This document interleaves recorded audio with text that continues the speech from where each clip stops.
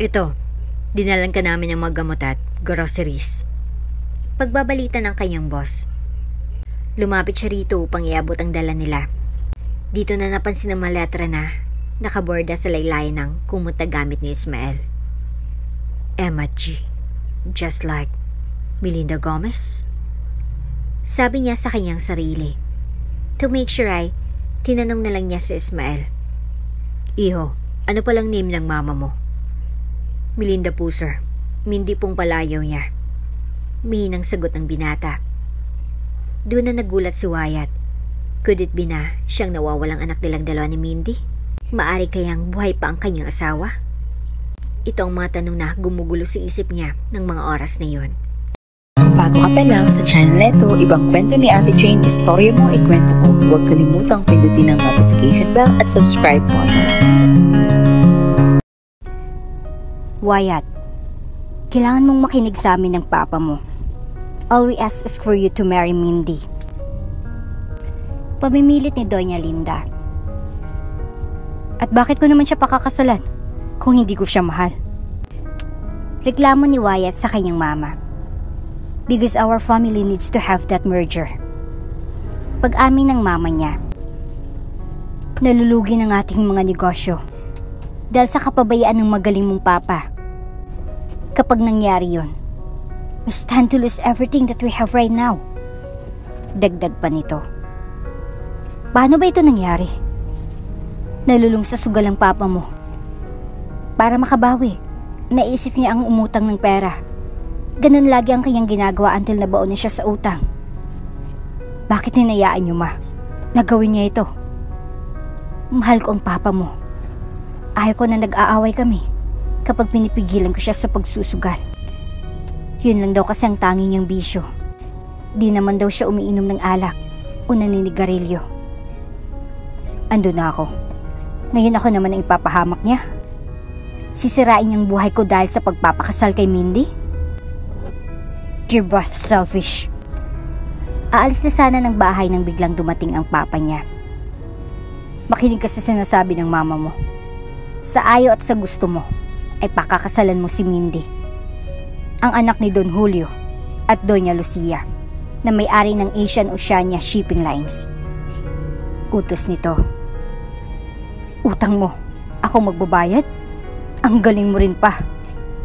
Sigaw niya. Tumigil ka, hanggat andito ka sa pamamahay ko.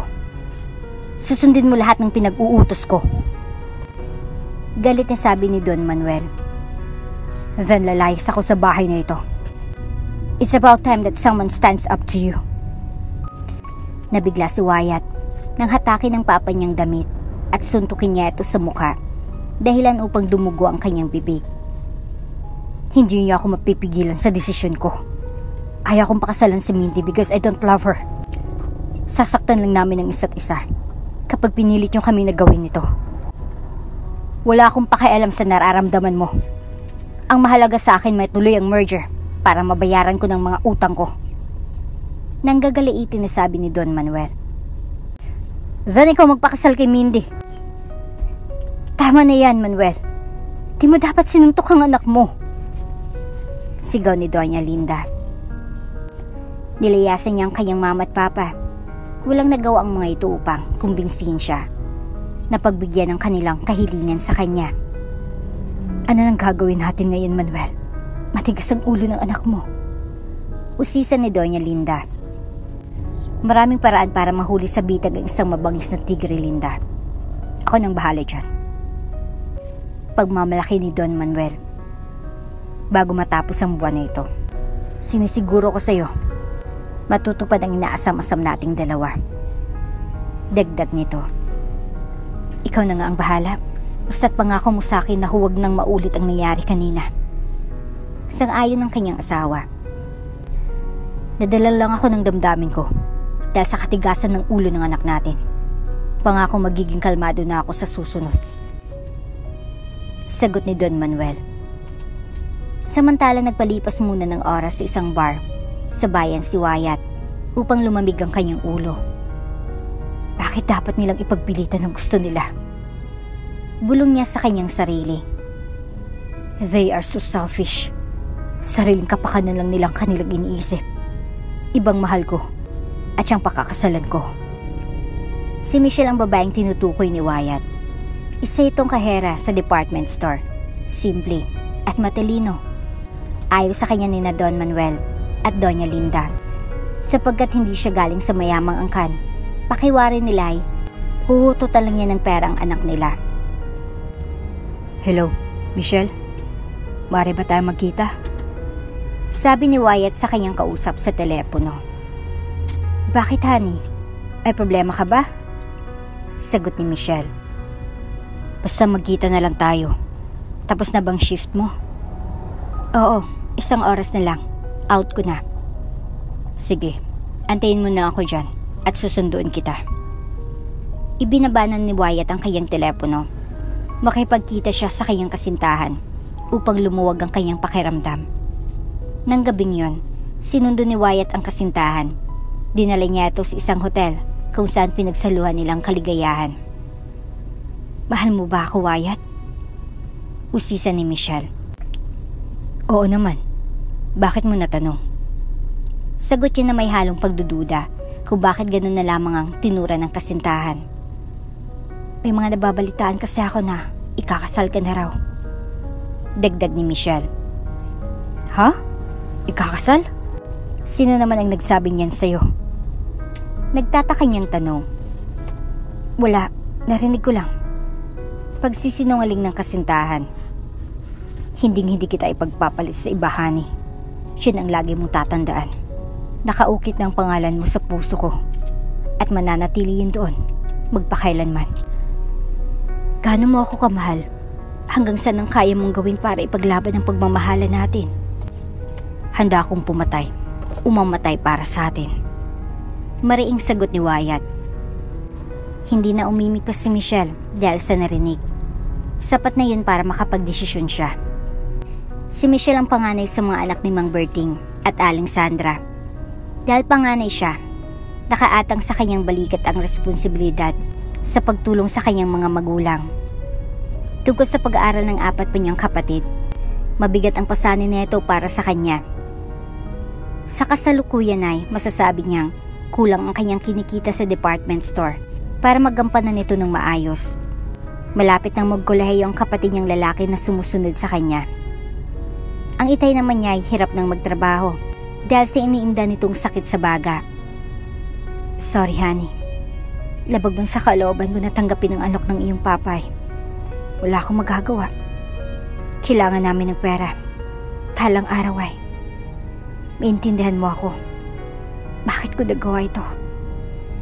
Bulong niya sa kanyang sarili habang mahimbing na natutulog si Wyatt sa kanyang tabi.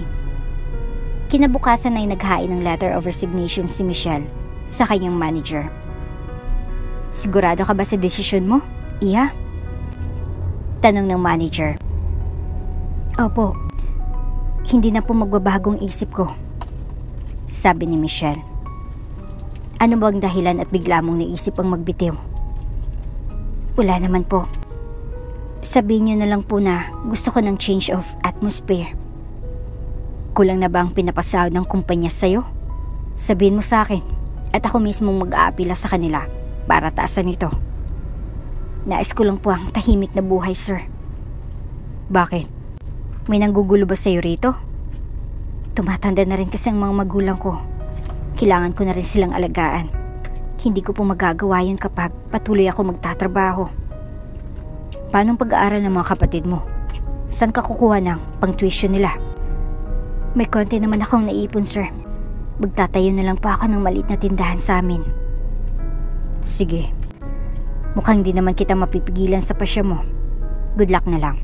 Sakaling magbagong isip mo ay welcome na welcome kang bumalik rito sa department store. Salamat po, sir, sa lahat ng naitulong niyo sa akin. Salamat din at naunawaan yung kalagayan ko. Lumabas na ng opisina si Michelle. Naiiyak ito dahil sa totoo lang ay napamal na sa kanyang pagiging kahera sa department store. Marami na rin kasi siyang naging mga kaibigan rito at malaki na rin ang naiambag nito sa kabuhayan ng kanyang pamilya. Sayang at pinag-isipan na sana siyang i-promote ng management. Ngunit anong gagawin niya? Kailangan niyang magpakalayo para di siya guluhin ni Wyatt. Ipaubayan na lang niya ang pagmamahal niya rito. Kapalit ang 1 milyong piso na ibinigay sa kanya ni Don Manuel. Sa puntong iyon, mas nanaig ang kanyang pamilya laban kay Wyatt. Good evening, sir. Ako po si Wyatt, boyfriend ni Michelle. Bati nito sa manager. Yes? Anong may paglilingkod ko sa iyo, iho? Sabi ng manager. Tatanong ko lang po sana kung pumasok po si Michelle ngayong araw. Ay, hindi mo ba alam? Ang alin po? Gulat na sagot ni Wyatt. Hindi siya nagtatrabaho rito. Nag-resign na 3 days ago. Pahayag ng manager. Ha? Ano daw pong dahilan na ginawa niyo yon? Pasensya na. Hindi ko alam kasi na wala naman siyang nabanggit. Maliban sa sabi niya ay gusto niya na ng tahimik na buhay. Nahintakutan si Wyatt sa kanyang narinig. Parang may ideya na siya bakit umalis ang nobya niya sa pinagtatrabahuan niya nang di man lang niya nalalaman. Sige po, sir. Salamat na lang po. Puntahan ko na lang po siya sa bahay nila upang makausap ko. Paalam nito sa dating boss ng nobya. Walang anuman, iho. Agad siyang nagtungo sa bahay ni na Michelle. Nagulat siya sa kanyang nakita. Wala na kasing tao roon. Nagtanong siya sa mga kapitbahay nila. Magandang gabi po. Maaari po ba ako magtanong? Usisa niya sa isang matandang babae na kasalukuyang kumukuha ng kanyang mga sinampay. Ano po yun, Manong? Alam niyo po ba kung saan nagpunta si Michelle at ang pamilya niya? Wala na kasing tao sa bahay nila. Ay, sina Michelle baka mo? Nako, wala na sila dyan. 3 araw na rin ang nakalipas nang umalis sila. Sabi po ba nila sa inyo kung saan sila pupunta? Nako, ang nabanggit lang ng ina niya ay doon muna daw sila sa probinsya nila. Mahirap daw ang buhay dito. Alam niyo po ba kung saan yun? Sa may Cebu, iho. Doon ang galing ang pamilyang yan. Di ko nga lang alam saan eksakto doon. Salamat po, Manang. Magilo na sabi ni Wyatt. Napatigil siya saglit sa kanyang kinatatayuan. Mukhang malabo na kasi na makita pa niya ang kanyang nobya. Sinubukan nga niya itong tawagan, ngunit hindi naman ito sumasagot. Ano kayang dahilan bakit bigla na lamang umalis si Michelle? Hindi naman kami nag-away. Sa pagkakaalam ko, wala naman akong ginawa na ikakasama ng loob niya. Bulong ni Wyatt sa kanyang sarili. Nagbalik na lamang sa mansyon si Wyatt. Gabi naman na kasi. Bukas na lang niya itutuloy ang paghahanap niya sa kanyang kasintahan. Mabuti naman at naisipan mo pang umuwi. Bulyaw ng papa niya sa kanya. Akala ko ba hindi ka nababalik rito? Dagdag pa nito. Hanggat andito pang mama ko, hindi ko siya iiwan. Pasigaw niyang sagot. Ang kapal naman ng mukha mo. Bakit sa tingin mo ba? Di ko kayang alagaan ng mama mo? Ikaw ang walang kahiyan. Si mama at ang pamilya niya ang may-ari ng mansyong ito. Sampid ka lang naman sa pamilya nila. Abat loko kang bata ka. Masakit mong marinig ang totoo, Papa? Hindi sa iyong kayamanan na meron ka. Si Lola at si Lolang nabigay niyan sa inyo. Ni wala kang ang naiambag, kundi kaguluhan sa pamilyang ito. Sumbat ni Wyatt sa kanyang papa. Dahil sa pagkalulong mo sa sugal. Gusto mo pa ako ang sumalo sa kagaguhan mo. Dagdag pa niya. Wala ka ng respeto. Sigaw ni Don Manuel. Susuntukin na naman sana siya nito nang biglang pumagid na si Doña Linda. Tama na yan. Tumigil na kayong dalawa. Ikaw naman, Manuel. Hindi ba't nangako ka na sa akin na hindi mo nasasaktan ng anak natin? Wyatt, anak. Respetuhin mo naman ang papa mo. Ama mo pa rin siya kahit ganun ang ginagawa niya sa ating pamilya. Utang na loob. Patawarin mo na siya. Pagmamakaawa ni Doña Linda. Nanahimik na lamang si Wyatt. Umalis na lamang ito at pumanhik sa kanyang kwarto. Manuel, di mo titigilan ang ating anak. Ay mas lalo itong magre-rebelde. Sa palagay ko ay sapat na ang ginawa mo na paghiwalayin sila ng nobya niyang si Michelle. Sabi ni Doña Linda sa kanyang asawa. Hayaan mo na maghilo muna ang sugat sa kanyang puso. Pasasaan ba't papahag din yan sa kagustuhan natin. Pagpapatuloy niya. Sa palagay ko ay may punto ka, Linda. Nagmana kasi yan sa akin ng katigasan ng ulo. Naalala ko tuloy nung pilit kang inilalayo ng ama mo sa akin. Lumaban ako nun, kaya tayo pa rin ang nagkatuluyan. Sagot ni Don Manuel. Sa loob ng kanyang kwarto ay nanatili pa rin palaisipan sa kanyang ginawa ni Michelle. Malakas ang kutob ko na may kinalaman si Papa sa pagkawala niya. Kailangan ko malaman ang buong katotohanan. Bulong niya sa kanyang sarili. Dapat ko siyang mahanap. Mahal na mahal ko siya. At siya lang ang natatanging babaeng gusto kong makasama sa habang buhay. Samantala, sa isang baryo sa lungsod ng Cebu, si Michelle ay nakaupo sa gilid ng kanyang kama. Tama ba itong ginawa ko? Sabi niya sa kanyang sarili. Mahal na mahal ko si Wyatt. Ngunit di ko man lang nagawang ipaglaban ang pagmamahala namin. Naduwag ako. Mas pinili ko ang magpakalayo kaysa harapin ang suliranin na kinakaharap namin. Dagdag pa niya. Subalit mas kailangan ako ng pamilya ko ngayon sa perang ibinigay ni Don Manuel. Ang pagtatapos ko ng pag-aaral ng mga kapatid ko. Makakapagpatayo ako ng bagong bahay at maaari na kami magsimula ulit ng panibagong buhay namin. Bagamat masakit sa kanya ang kanyang ginawa, pinili pa rin ni Michelle ang kapakanan ng kanyang pamilya. Alam niya kasi sa kanyang puso na kung sila talaga ni Wyatt ang itinadhaan na ay mangyayari pa rin yon balang araw. Duman ang mga buwan at taon. Hindi na muling nagkita sina Michelle at Wyatt. Natuldukan ng relasyong dapat pinagsaksaluan na nila sa ngayon. Natanggap na ni Wyatt na hindi sila para sa isa't isa. Nagpakasal na ito kay Mindy bilang pagsunod sa kagustuhan ng papa nito. Drew, Wyatt Gomez, accept Melinda Reyes as your lawfully wedded wife? Tanong ng pari. I do. Sagot ni Wyatt.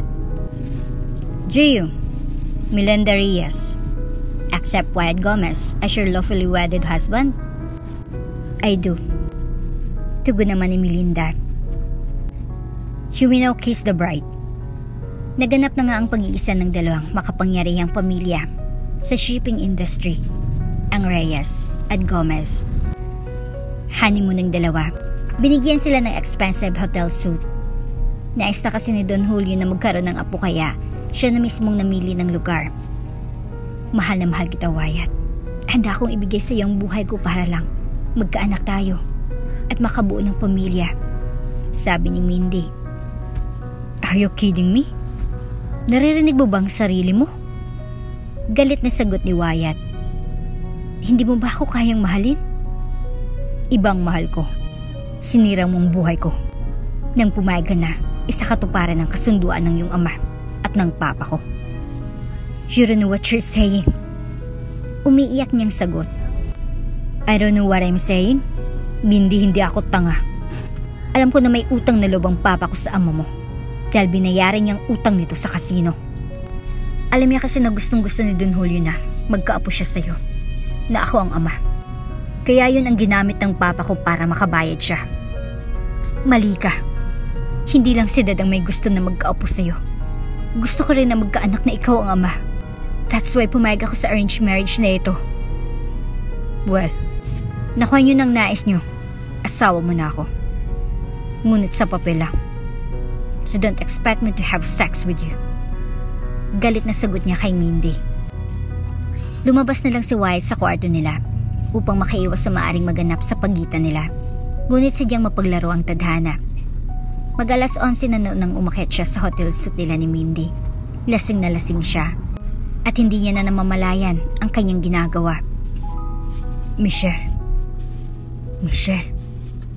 Bulong ni Wyatt habang marahan niyang hinahalikan si Mindy sa mga labi. Bagamat nasasaktan siya sa naririnig ay nagparaya na lamang si Mindy sa gusto ng kanyang asawa. Yes, honey. Andito lang ako. Gumanti siya ng mapupusok na halik sa labi ni Wyatt. Make love to me, Wyatt. Namiss ko ng mga matatamis mong halik at mahigpit mong yakap. Panunukso ni Mindy. Hinubaran ni Wyatt ang asawa na inakala niyang si Michelle. He made love to her nang nasa isip ay ang dating kasintahan, ang kanyang kasex. Naganap ang didapat ng gabing yon. Salamat mahal ko. Kahit di mo man ginusto ay nagawa mo pa rin akong paligayahin ngayong gabi. Bulong ni Mindy sa kanyang tulog na asawa. Sana'y mabuang punla na ibinigay mo sa akin, sapagkat siyang magiging katuparan ng aking mga pangarap. Magpapatunay na minsan ay minahal mo ako. Nakatulog ng mahimbing si Wyatt. Wala siyang kamalay-malay sa mga naganap ng gabing yon. Ang nasa isip niya ay si Michelle at hindi si Mindy ang kasiping niya. Mahal? Mahal, gising ka na. Narito ng almusal na in-order ko. Sabi ni Mindy. Sakit ng ulo ko. Daing ni Wyatt. Napasobra ka kasi ng ininom kagabi. Kaya uminom ka muna ng black coffee para maalis yung hangover mo. Buong paglalambing na pag-aasikaso ng kanyang asawa. Magagalit na naman sana si Wyatt nang may bigla itong naisip. Mas maigi na magpanggap na lang siyang tanggap niya si Mindy. That way mananahimik ng buhay niya. The more he resist kasi, mas lalo itong mangungulit. Total bulag naman ito sa pag-ibig niya sa kanya. Madali niya itong mauto. Salamat mahal. Oo nga, sobra atang kalasingan ko kagabi. Bulong nito sa kanyang asawa. Teka, may gamot akong nadala sa bag ko. Alam mo naman, lagi akong handa sa lahat ng maaring maganap tulad ng sakit ng ulo. Patawa nito. Kinuha ni Mindy ang gamot sa kanyang bag at inabot niya ito kay Wyatt. Inumin mo muna ito bago ka kumain. Utos niya sa kanyang asawa. Thank you. Malambing na sagot ni Wyatt. Nagsalo ang bagong kasal sa pagkain. Pagkatapos nun ay nagpasya silang mamasyal sa mall na matatagpuan sa downtown area ng Singapore. Maligayang maligaya si Mindy sa pagbabago ng ugali ni Wyatt. Hindi niya alam na ito ay isang pagbabalat kayo lamang. Tara dun sa clothing store. Bibilan kita ng mga damit para pwede mong gamitin sa opisina pag naupo ka na as CEO ng kumpanya natin. Yaya ni Mindy kay Wyatt. Nakakaya naman sa iyo mahal. Ikaw pa talagang bibili ng isusuot ko. Sabi niya sa asawa. Ano ka ba, asawa na kita? Ano naman ang akin ay iyon na rin, remember? Kaya huwag ka nang mahiya. Sige na nga, pero huwag tayo masyadong magastos ha. Marami pa tayong kailangang asikasuhin pagbalik natin sa Pilipinas. And one of them is ayusin ang mga investments natin. Oo Wyatt, naiintindihan ko. Kailangan nating magtipid since nagsisimula pa lang tayo. Nilibot ng mag-asawang buong mall. Bago bumalik sa hotel ay nag-dinner na sila. Nang makarating na sila sa hotel kinagabihan, ay umorder ng isang boteng alak si Wyatt. Plano niyang magpakalasing upang magampanan niya nang walang pag-aatubili ang nais ni Mindy. Muling nagtalik ang mag-asawa. Dahil nakainom si Wyatt ay ibang nasa isip niya, nakasex niya sa gabing iyon. Tiisin kong lahat ng ito because I love you, Wyatt. Gusto ko nang magbunga ito. Sakaling may isipan mo na, lisanin na ako. Sabi ni Mindy sa kanyang isip. Sorry Mindy, hindi talaga kita kayang mahalin. Si Michelle ang babaeng nasa puso ko. Ngunit bilang asawa mo ay gagampanan ko ang aking responsibilidad. Bulong ni Wyatt sa kanyang sarili. Matapos pagsaluhan ng ligay ng pagsasanib ng kanilang lamanay, natulog na ang dalawa na tila walang nangyari. Tanghali nang magising sila kinabukasan. Nagmamadali silang naligo at kumain kasi yun ang araw ng kanilang flight pabalik ng Pilipinas. Mahal, kain na tayo. Anyaya ni Mindy. Sige mahal. Matipid na sagot ni Wyatt. Mag-shower na tayo agad after eating. Ilang oras na lang ay kailangan na nating mag-check-in sa airport. Dagdag pa ni Mindy. Okay po, pinuyat mo kasi ako kagabi. Pabirong sabi ni Wyatt para iparamdam niya sa asawa na nasarap pa nito sa ginawa nila kagabi. Kahit ito ay isang malaking pagkukunwari. Ramdam naman ni Mindy na ang lahat ng yun ay bahagi lang ng isang panaginip. Ang minimithi lang niya ay sana'y hindi matapos nito at makatotohanan na siyang mahalin ni Wyatt. Makalipas ng lang oras ng paghahanda ay nakasakay na ng taxi ang dalawa papunta sa airport. Hindi tulad sa Maynila na masyadong matraffic. Sa Singapore ay hindi gaano, kahit nakarating sila on time. Agad silang nagtungo sa luggage section para sa required inspection bago pagsakay sa eroplano. Ilang oras din ang binahin mula Singapore hanggang sa Pilipinas. Mula sa airport ay sinundo sila ng driver ni Don Julio pauwi sa mansyon. Kumusta? Kumusta ang biyahe niyo mga anak? Usisa ng Don sa mag-asawa. Okay lang naman po, Dad. Masayang sagot ni Mindy. Iho, ikinagagal ako na bahagi ka na rin ng pamilya namin. Sabi ng Don kay Wyatt. Gandun din ako, Dad. Sagot naman ni Wyatt. Mukha yatang pagod kayo sa biyahe. Nagpahanda na ako ng tanghalian kay Kunching.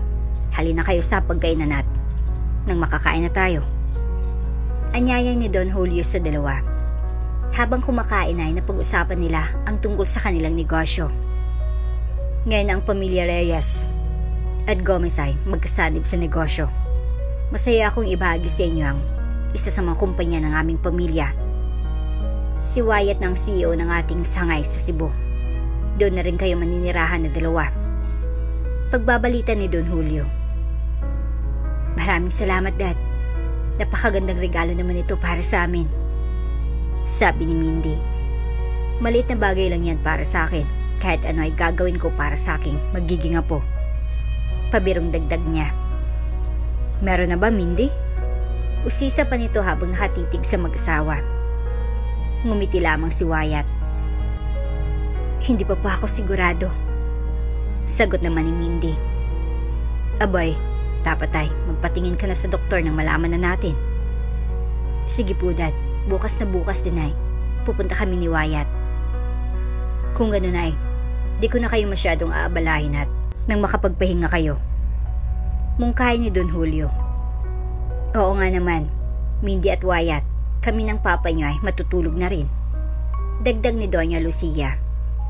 Tinapos na ng 4 ang pagkain ng tanghalian. Nagpahinga muna si Wyatt at Mindy ng saglit. Makaraang ilang oras ay nagtungo naman sila sa bahay ni na Don Manuel at Doña Linda upang ipaalam na andito na sila sa Pilipinas. Kinabukasan naman ay sa doktor nagtungo ang dalawa. Congratulations, Mrs. Gomez. Buntis po kayo. Pagbabalita ng doktor. Hindi pa natin malalaman sa ngayon kung babae o lalaki. Masyado pa po kasing maaga. Dagdag pa nito.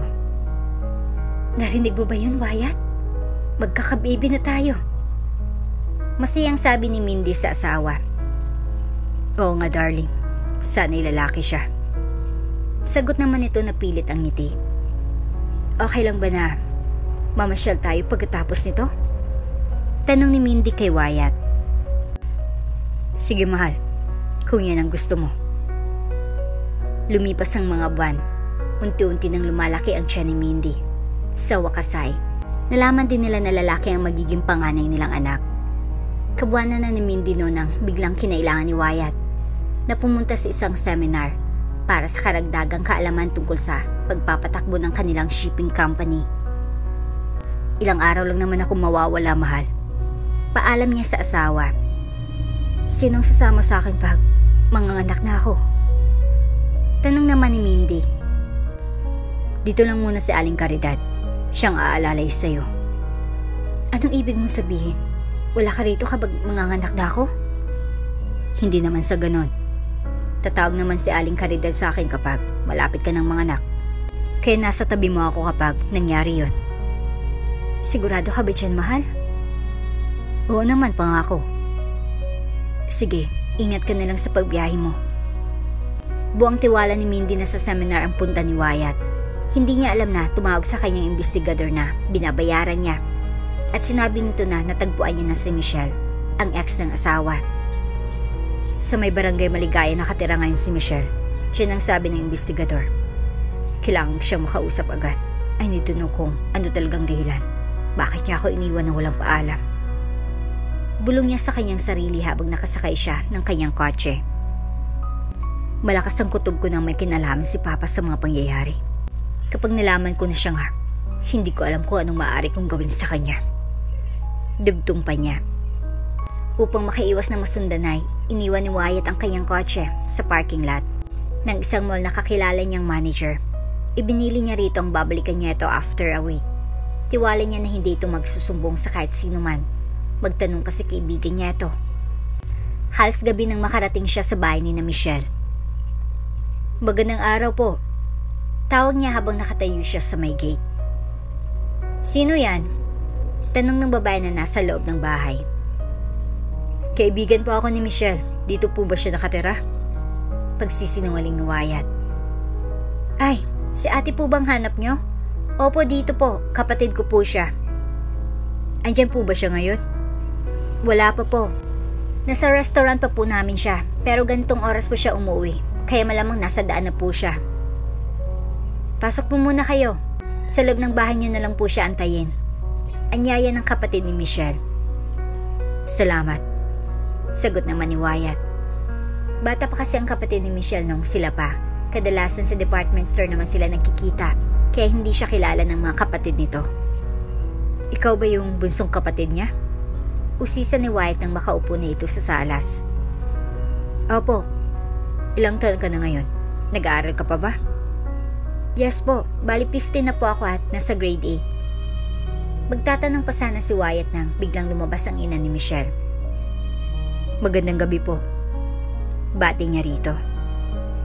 Sabi nila kaibigan ka ni Michelle. Tama ba ako? Opo. Halos kilala ko kasi ang mga kaibigan niya. Paano kayo nagkakilala? Tanong nito na may halong pagdududa. Sa isang seminar po. Matipid ang masagot ni Wyatt kasi napapansin niya na nakakahalata ng inay ni Michelle. Magtatanong pa sana ito nang bigla na lang may narinig silang busina ng kotse. Si Ate Michelle! Andito na si ate! Sigaw ng bunso niyang kapatid. Lumabas na ito upang buksan ang gate. Napalingon naman si Wyatt sa labas ng bintana. Maya't maya lang ay nasa loob na ng bahay si Michelle. Nakatalikod si Wyatt kaya hindi niya agad ito namukaan. Mano po inay? Bati nito sa kanyang ina. Sabi ni Madonna may bisita daw ako. Usisa niya. Oo, siya. Kaibigan mo daw? Sabay turo ng inay niya kay Wyatt. Natigilan si Michelle para kasi siyang nakakita ng multo. Kilala mo ba siya, anak? Tanong ng inay niya. Opo, kilala ko siya sa trabaho. Pagsisinungaling niya. Doon napansin ni Wyatt na mahal pa rin siya nito sapagkat pinagtakpan niyang totoong pagkatao niya sa kanyang inay. Sige, yaman din lamang na andito ka na. Ikaw nang bahala sa kanya. Bilin ng inay sa kanya. Tumayo ng inay at nagtungo na sa kusina. Biwan muna kita iho at ako ay magluluto pa. Paalam nito bago tuluyang umalis. Aga namang umupo sa tapat ng upuan si Michelle. Anong ginagawa mo rito? Paano mo ako nahanap? Pabulong nitong sabi kay Wyatt. Kapag nagmahal ang isang tao, lahat ay handa niyang gawin. Sagot nito. Iniwan na kita. Bakit pinapahirapan mo pang sarili mo para hanapin ako? Ikaw lang babaeng mahal ko. Kaya't hindi ako matatahimik hanggat hindi ko nalalaman ng dahilan. Bakit bigla ka nalang umalis? Kapag nasagot ko ba yan ay, lulubayin mo na ako? Oo, pangako. Hindi na ako mangungulit pa. Sige, magkita na lang tayo bukas sa may Cebu Grand Mall. Doon na lang tayo mag-usap. Huwag dito. Okay, aasahan ko na. Pupunta ka. Tumango na lamang si Michelle pagkatapos ay sinabihan niya ng inay na aalis na raw si Wyatt. Inay, aalis na raw ang kaibigan ko. Baka daw kasi gabihin siya sa daan. Sabi ni Michelle. Ganun ba? Sige iho, ingat ka na lang dyan. Sagot naman ng inay niya na noon ay nasa kusina. Salamat po. Sagot naman ni Wyatt. Sa isang maliit na hotel siya tumuloy. Mga ordinaryong tao ang nagpupunta roon. Kaya siguradong walang makakakilala sa kanya. Kinaumagahan, tulad ng pangako ni Michelle ay nakipagkita ito sa kanya. Iyaya niya itong kumain sa isang restaurant upang dun sila mag-usap. Ngayon na andito na tayo. Maaari ko na bang malaman bakit bigla ka nalang nawala? Usisa ni Wyatt. Huwag ka sana magagalit sa sasabihin ko. Ginawa ko lang naman kung anong tingin ko ang tama para sa aking pamilya at sa akin. Pagtatapat niya sa dating kasintahan. Ang gusto ko lang naman ay maliwanagan sa lahat na nangyari, Michelle. Ang papa mong dahilan kung bakit kita biglang iniwan. Binigyan niya ako ng 1,000,000 para kalimutan na kita. Ano? Ipinagpalit ba ako sa halagang yun? Pigil na sagot niya. Paano mo nagawa yan sa akin? Minahal kita higit pa sa buhay ko. Alam mo yan. Dagdag pa niya. Alam ko, Wyatt. Nararamdaman ko yun sa tuwing magsisiping tayo. Pag-amin ni Michelle.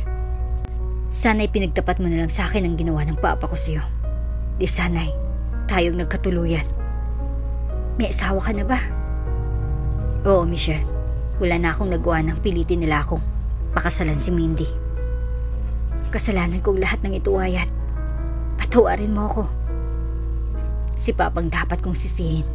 Siyang pasimuno ng lahat ng kaguluhang ito. Galit na sabi niya. Huwag mo na siyang pag-aksayan ng panahon. Patawarin mo na lang siya. Sinira niyang buhay ko, Michelle. Tayo sana magkasama ngayon.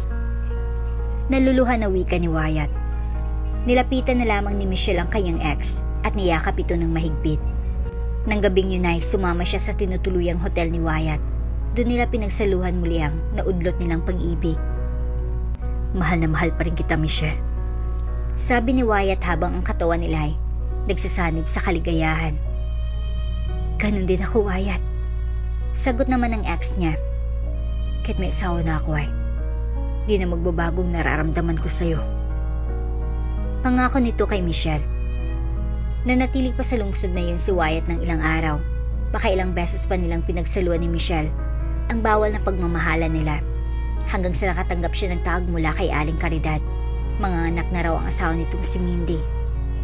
Hindi pa sana aalis si Wyatt. Hayaan na lamang sana niyang mga anak ang asawa niya kasama lang si Aling Caridad. Subalit kinumbinsi siya ni Michelle na mali ang gagawin niya. Alam ko na mali. Ngunit masama ang loob ko sa papa ko. Pangatwiran ni Wyatt. Hindi dapat madamay si Mindy o ang bata sa sinapupunan niya sa alitan niyong mag-ama. Sagot naman ni Michelle. They are both innocent. Isipin mo na lang na ako yan. Dahil ba sa ginawa ng papa mo ay pababayaan mo na lang kami ng anak mo? Dagdag niya. Saglit na napaisip si Wyatt sa sinabi ni Michelle. May punto naman kasi ito. Silang dalawa lang ng papa niyang dapat magtuos dahil sa kulanghian niya. Inuulit ko. Umuwi ka na lang muna at asikasuhin ang asawa mong mga anak. Andito lang naman ako. Alam mo kung saan ako babalikan. Utos ni Michelle. Salamat, Michelle. Aasahan ko ang pangako mo na di mo ako iiwan muli. Sabi nito. Niyakap niya ng mahigpit ang ex niya. Masaya siya na nagkita sila ulit matapos ang mahabang panahon ng paghahanap niya.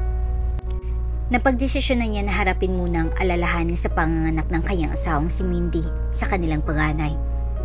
Isasantabi muna niya ang galit niya sa kanyang papa. Saka na lang niya ito harapin. Nasa bahay pa si Mindy nang abutan niya. Ayon kay Aling Caridad, pumutok ng panubigan nito at dapat na itong dalhin sa ospital. Tumawag ng ambulansya si Wyatt. Ilang minuto pa ay nasa harapan na ng bungalow house nila ang mga medic. Agad nilang binuhat si Mindy kasi ayon sa kanilang assessment ay nasa critical na kondisyon na ito.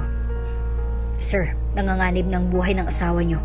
Mabuti na lang at nakatawag kayo agad. Pagbabalita ng head medic, gawin niyo ang lahat ng makakaya niyo. Ayaw ko na mawala siya sa buhay ko at ang anak na dinadala niya. Utos ni Wyatt. Opo, sir. We will do our best.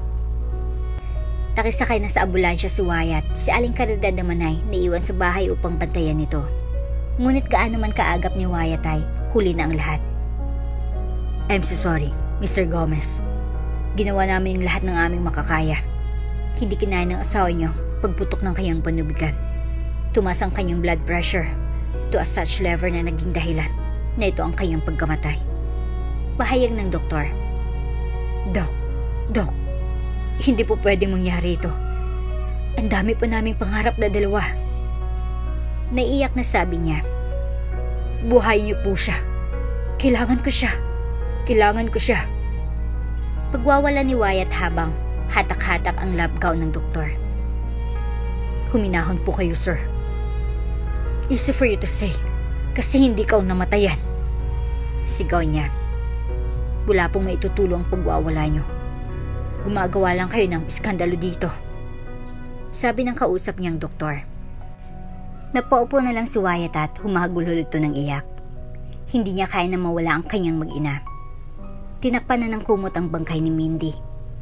Samantala, dahil hindi kinaya ni Wyatt ang nangyari ay tumakbo ito palabas ng ospital. Wala siya sa matinong pag-iisip. Sinisising niyang kanyang sarili sa pagkawala ni Mindy at ng anak nila. Ngunit ang Diyos ay di natutulog. Dininig niyang pagsusumamo ni Wyatt. Doc, the patient is alive. Inuulit ko po, the patient is alive. Pagbabalita ng nurse na nagmomonitor ng vital signs ni Mindy. Isang milagrong nangyari, nabuhay siya at matagumpay niyang nailuwal ang panganay na anak nila ni Wyatt. Sinubukan nilang tawagan ng asawa niya, subalit hindi ito sumasagot, kaya't kinontak na lang ng nurse ay ang magulang nito. Samantala, si Wyatt naman ay nagpapakalasing sa isang bar. Kasalanan kong lahat. Kasalanan kong lahat. Sigaw niya sa kanyang isipan. Kung nakinig lang sana ako agad kay Michelle, nailigtas ko pa sana ang buhay ng mag-ina ko. Dagdag pa niya. Mas mabuti pa na mawala na rin ako sa mundo kaysa mabuhay na nag-iisa. Isama niyo na ako, Mindy. Isama niyo na ako, anak. Umiiyak niyang sabi. Nanatili siya sa lugar na yon hanggang sa mag-umaga na. Sir, pasensya na po. Kailangan niyo na pong umalis. Magsasara na po kami. Sabi ng bartender habang sinusubukan niyang gisingin ito. Okay. Mahinaong sagot niya rito. Magkano ba lahat ng nakuha ko? Usisa niya sa bartender. 2,400 pesos, sir. Sagot nito sa kanya. Ito ang credit card ko. Kunin mo lang dyan. Sige, sir. Saglit lang po.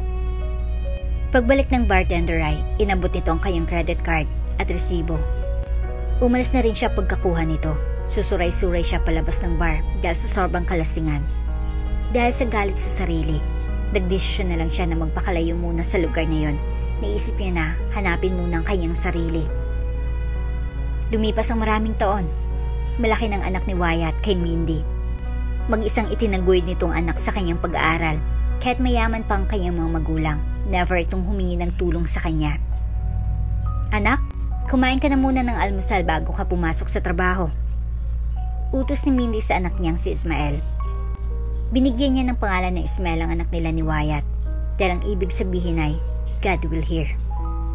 Na siya namang nangyari nang milagro silang mabuhay na dalawa ilang taon ang nakakaraan. Iinom na lang po ako ng kape. Malilate na po kasi ako sa trabaho. Sagot nito. Kung di ka kakain ng almusal, baunin mo na lang ito. Mahirap ang nagpapalipas ng gutom. Baka mag-ulcer ka. Bili ng kanyang ina. Sige po, inay. Oops, may break muna. Gusto mo ba ma-shoutout dito sa channel ni Ate Jane? Mag-comment lang ng lesson you learned from the latest story uploaded. Dahil pipili kami ng isang best comment of the day para i-shoutout sa susunod na upload. Kaya huwag kalimutang mag-iwan ng lesson you learned after you watch this video. Maraming salamat! Mabait, masipag, at mapagmahal na anak si Ismael. Nagtatrabaho ito sa isang computer company bilang janitor sapagkat hanggang senior high school lang natapos niya. Hanggang doon na lang kasi ang kinaya ng inay niya. Magdala ka na rin ng malamig na iinumin. Mainit ang panahon ngayon, uso ang heat stroke. Dagdag pa nito. Pagkatapos siyang maubos ang kanyang kape ay nagpaalam na ito.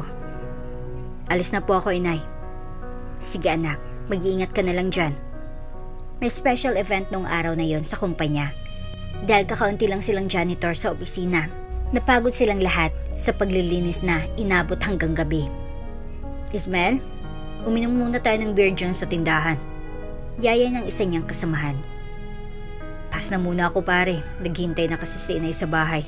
Sigurado na nag-aalala na yun. Sagot niya. Ikaw naman, paminsan-minsan na nga lang tayo nagkukwentuhan. Ayaw ka pa. Panunukso naman ng isa pa sa mga kasama niyang janitor. Sige na nga, pero isang bote lang ako Baka mabutan kasi ako ng ulan mamaya. Malayo pang biyahe ko. Sang-ayon nito. Ang isang bote ay naging 2, naging 3. Hindi niya namalayan na umuulan na pala ng malakas sa labas. Nako, pare. Kailangan ko na talagang umuwi. Paalam niya sa mga kainuman. Bawi na lang ako sa susunod. Dagdag pa niya. Sige pare, mag-ingat ka na lang dyan. Sabi ng kanyang mga kasama na mukhang napadami na ng inom. Sinong ni Ismael ang malakas na ulan para lang makauwi sa kanyang inay. Nasaan na kayong anak ko? Bakit hanggang ngayon ay wala pa siya? Pag-aalala ni Mindy. Kapag ginagabi naman siya, lagi siyang tumatawag. Dugtong pa nito. Hindi alam ni Mindy na nalowbat ang cellphone ng anak, kaya hindi ito makakontak sa kanya. Maya't maya lang ay natanaw niya ng paparating ang kanyang anak. Ismael, bakit ka nagpaulan anak? Magkakasakit ka niyan. Sabi ni Mindy. Naisip ko na po kasi na baka aburido ka na. Kaya't kahit bumubuhos pa ang ulan ay nagmadali na akong sumakay. Sagot ng anak. Magbihis ka na agad ng damit. Ipapainit ko na lang ang nilagang baka niluto ko para may mahigop kang mainit na sabaw. Salamat inay. Maligo ka na rin agad para hindi ka tuluyang magkasakit. Kinabukasan ay bumangon si Ismael na masakit ang katawan. Kumikirot ang kanyang mga buto at kasukasuan. Mataas din ang lagnat niya.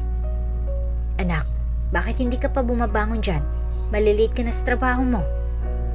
Bulong ni Mindy kay Ismael habang niyuyugyug niya ito. Inay, masakit po ang katawan ko. Hindi ko po kayang pumasok. Paglalambing nito sa kanyang inay. Kinapa ni Mindy ang noo ng kanyang anak. May lagnat ka nga. Baka tatrangkasuhin ka. Sabi ni Mindy. Ito, gamitin mo muna itong kumot ko para pagbawisan ka. Bibili lang ako saglit ng gamot mo sa may tindahan. Bili nito sa anak. Sige po inay. Sagot naman ni Ismael. Ang pagkakasakit niya ay inabot ng ilang araw. Dahilan upang hanapin siya ng kanyang boss na si Sir Wyatt. Napakalapit na kasi nito sa kanya. Bukod kasi sa angkin niyang kasipagan ay kinikitaan siya nito ng kusang loob na matuto sa paggamit ng computer. Marami nga na nagsasabi na maghawig daw sila na parang anak siya nito. Bunsod ng pagkagiliw ng boss niya sa kanya ay binibigyan siya nito ng extra allowance each time na may papagawa ito sa kanya. Itinuring niya na parang ama si Sir Wyatt, lingid sa kalaman nilang dalawa. Iisang dugang na nananalaytay sa kanilang mga ugat. Kumusta lang pakiramdam mo anak? Usisa ng kanyang ina. Medyo okay na po. Sagot niya. Iniinom mo bang mga gamot na ibinibigay ko? Oo naman inay, malaki na po ako. Kaya ko na pong sarili ko. Patawa niyang sabi. Ikaw talaga anak, nag-iisa ka lang sa buhay ko. Kahit malaki ka na, baby pa rin ang turing ko sa'yo. Sagot naman ng inay niya. Kailan mo babalak pumasok niyan? Biyernes naman na po ngayon. Sa Lunes na lang po para may sapat akong pahinga at nang lumakas pa po ako lalo. Ikaw ang bahala anak. Iwanan muna kita saglit at ako ay mamamalengke. Ipagluluto kita ng gulay mamaya para makatulong sa pagpapagaling mo. Okay inay. Love na love niya talaga ako. Naglalambing niyang sinabi. Siyempre naman. Sagot ni Mindy na namutawi ng ngiti sa kanyang malabi. Samantala sa opisina ng Cyber Shield, abalang mga empleyado sa paghahanda para sa kanilang outreach program. Ito ang charitable event na ginagawa ng kanilang kumpanya bilang pasasalamat sa may kapal para sa isang taon na ipinagkaloob niya sa kanila upang makapagsilbi sa kanilang mga kliyente. Handa na ba ang lahat para sa outreach program natin sa Barangay Matalino today? Usisa ni Sir Wyatt, na CEO ng Cyber Shield, isang kumpanya na specialized sa computer security. Yes sir, nasa final checking na po ng supplies na dadalhin natin. Sagot ng kanyang sekretary na si Belinda. Great, mga employees na kasama natin, andito na ba sila lahat? Opo, nasa lobby na po sila, naghihintay.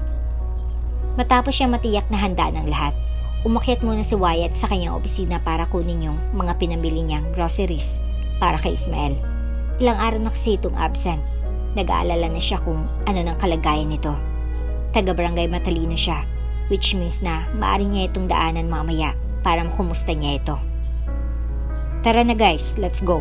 Alis na tayo para maaga ang pagbalik natin dito sa opisina. Utos niya sa kanyang mga empleyado habang naglalakad palapit sa mga ito. Sige po sir, ihanda ko na po ang van, sabi ni Salvador, ang kanilang company driver. Gagamitin ko na lang yung sasakyan ko. Miss Belinda, sumama ka na lang sa akin, dagdag ni Wyatt. Makarang ilang minuto ay umalis ng grupo. Malayo ang daan papuntang barangay Matalino. Abutin sila ng halos 1 oras bago makarating doon. Belinda, nalaman mo na ba bakit matagal nang hindi pumapasok si Ismael? Tanong niya sa kanyang sekretarya habang abala itong nagmamaneho. Ayon sa mga napagtanungan ko po, may sakit daw po siya, sagot niya. Ano daw ang karamdaman niya? Baka kasi kailangan niya na ng assistance ng kumpanya. Sabi po nila, trangkaso lang naman daw po. Okay, remind mo na lang ako na dadaan tayo sa bahay niya just to check on him. Diba taga-barangay Matalino siya? Pagkukumpirma ni Wyatt. Yes sir. Do you know where exactly siya nakatira? Opo. Minsan na kasing pumunta sa kanila nung birthday niya last year. Okay. That's great then. Natahimik na ang loob ng sasakyan.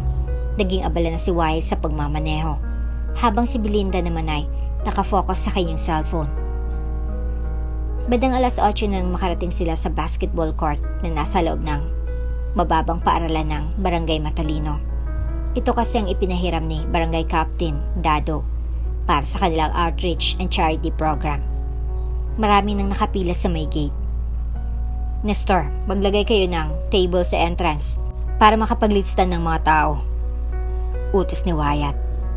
Pagkatapos nilang pumirma, papasukin niyo na sila at bigyan ng maiinom, lalo na yung mga matatanda, dagdag pa nito. Okay po sir. Ma'am, sir, pumila na po tayo sa harap ng resignation area. Ilista na po natin ang ating mga pangalan. Bibigyan po namin kayo ng priority number para sa libreng medical check-up mamaya, sabi ni Nestor. Dagdag sana ng mga tao sa registration area upang di magkaroon ng problema. Pinagbukod nila ang linya ng mga senior citizens at ibang mga age group. Huwag po sana tayo magtulakan. Lahat naman po kayo ay mabibigyan namin ng tulong, paalala ni Olivia, ang operations manager ng kumpanya. Maayos namang sumunod ang mga tao, namigay ng groceries, gamot, at mga pinaglumaang damit, ang Cyber Shield Group of Companies. May mga doktor din na naroon upang magbigay lunas sa mga may sakit. Belinda, halika na at samahan mo muna ako sa bahay ni na Ismael. Medyo matagal pa naman bago matapos ang outreach program natin. Hindi ba't sinabi mo malapit lang dito yun? Yaya ni Wyatt. Yes sir, mga lang metro po mula rito. Makakapasok ba itong sasakyan ko sa daanan papunta sa bahay nila? Medyo alanganin sir. Ang pwede nyo lang pong gawin ay iwanan na lamang ito sa kalye, bagong eskinita.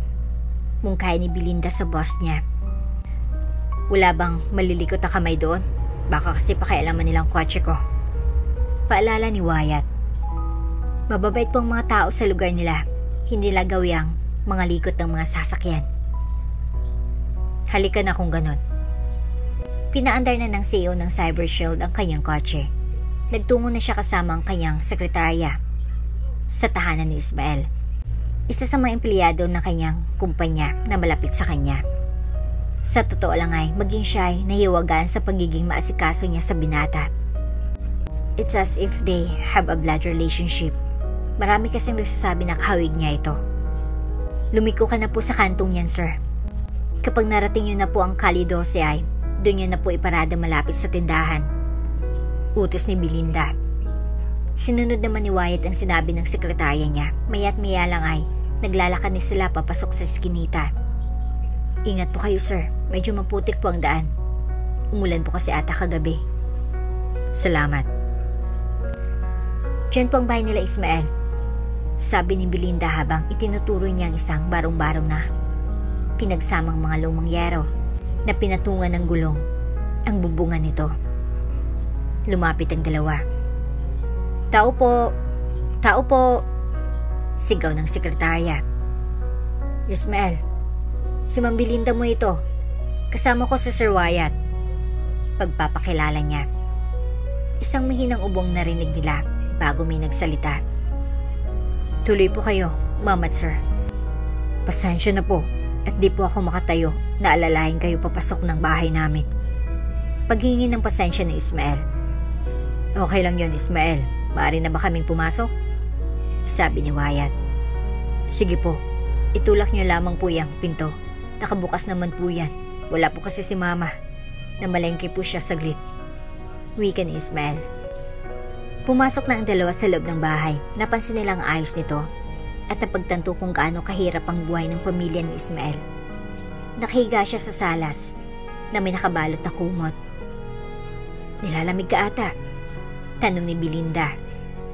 Opo ma'am, nilalagdag pa po ako at masakit na ang kasukasuan. Ito, dinalan ka namin ng mga gamot at groceries. Pagbabalita ng kanyang boss. Lumapit siya rito upang iabot ang dala nila. Dito na napansin ng mga letra na nakakarba sa laylayan ng kumot na gamit ni Ismael. M at G. Just like Melinda Gomez?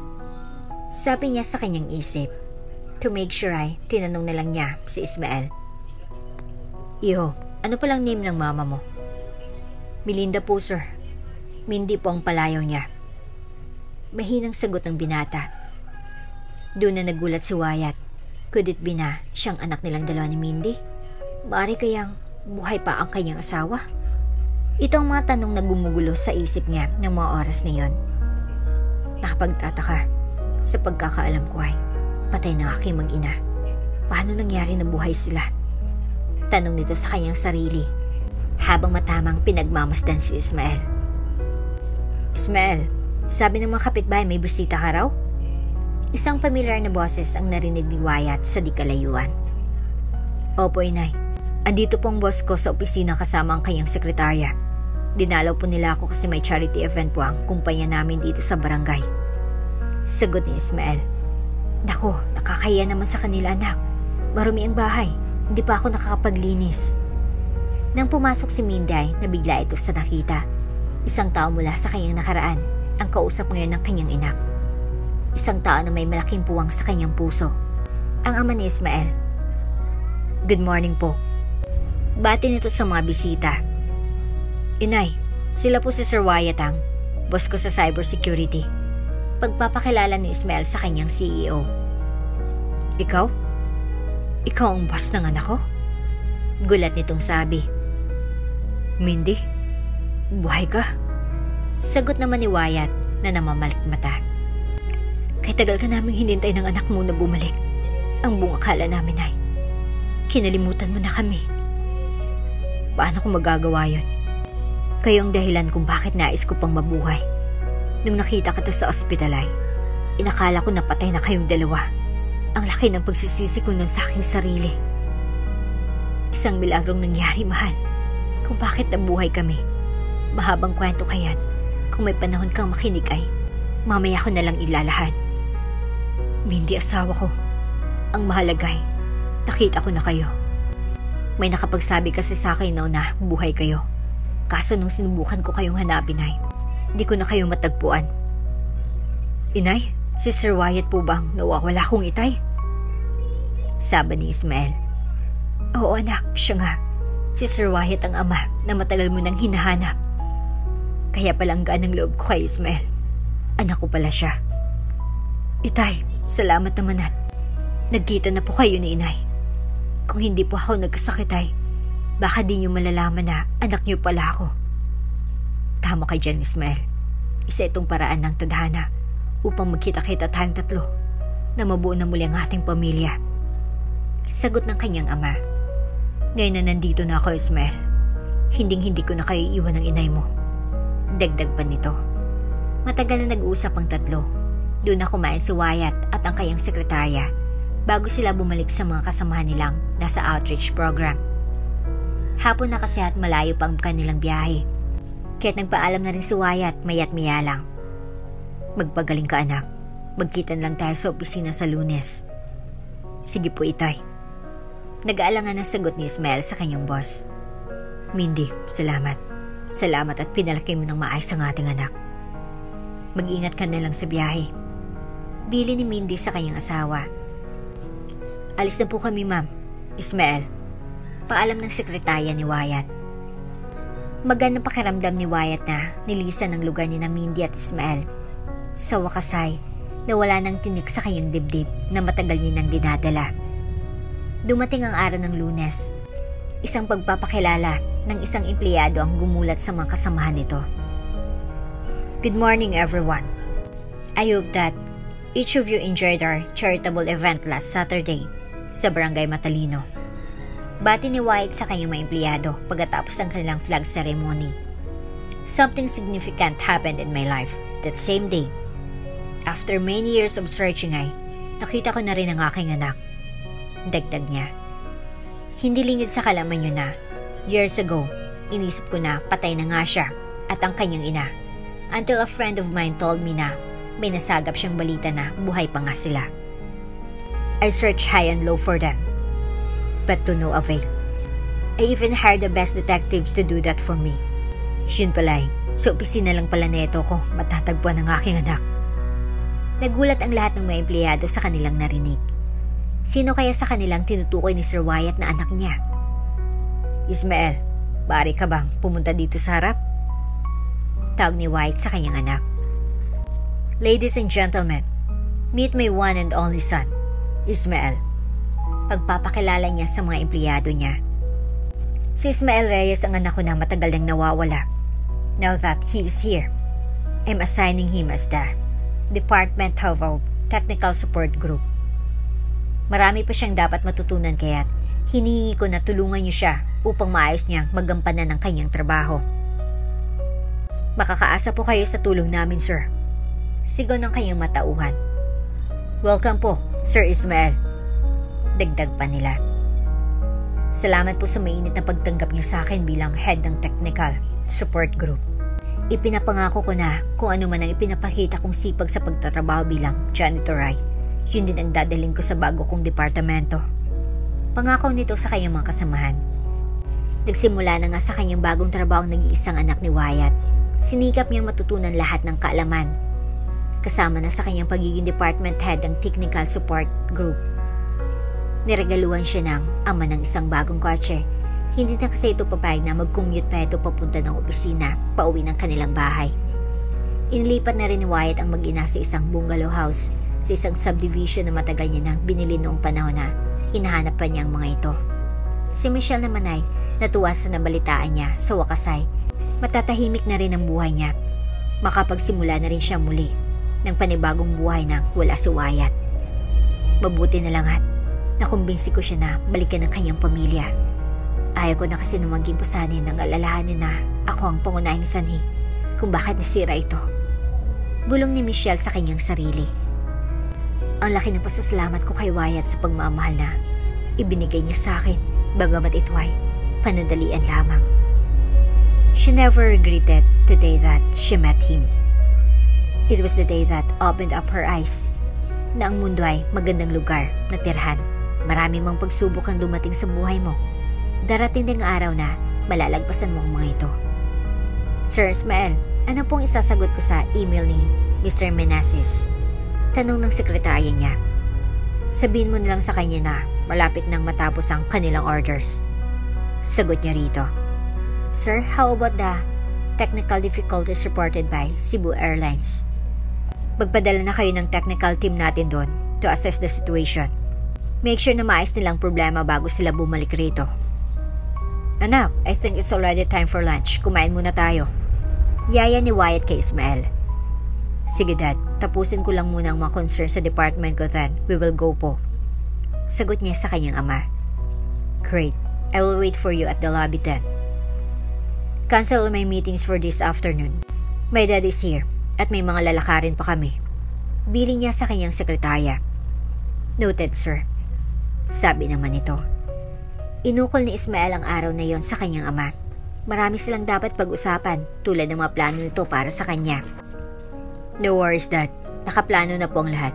This coming weekend ay ipapakilala ko na sa inyo ang babaeng nagpatibok ng aking puso. Siyang pakakasalan ko at ang magiging ina ng aking mga anak. Natuwa sa Wyatt sa kanyang narinig. Ngayon ay mapapanatag ng kanyang loob na ang Cyber Shield, ang kumpanyang kanyang pinaghirapang itayo ay nasa pamamahala na ng Ismael.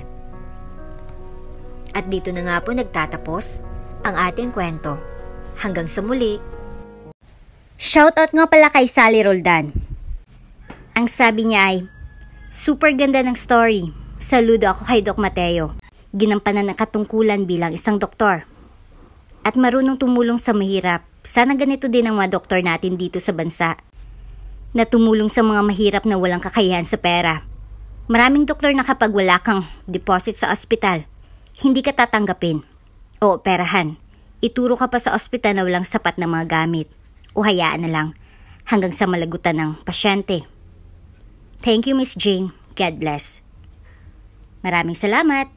Kung bago ka pa lang sa channel neto, ibang kwento ni Ate Jane, istorya mo, ikwento ko. Huwag kalimutang pindutin ang notification bell at subscribe button.